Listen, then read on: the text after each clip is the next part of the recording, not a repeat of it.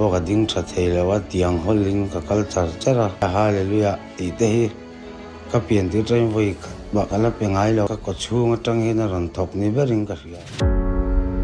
kumruk kalta vel tang khan vein thrombosis kania ka vein te ain block a doctor te po an be donga kama sa vel tang khan ka ke hi arang zual le ta ai lama kal tur ti kan niama se he rong bol na hi be sei na sak tak nen kan an chim ve a he chu don zana kan be sei lo nuwa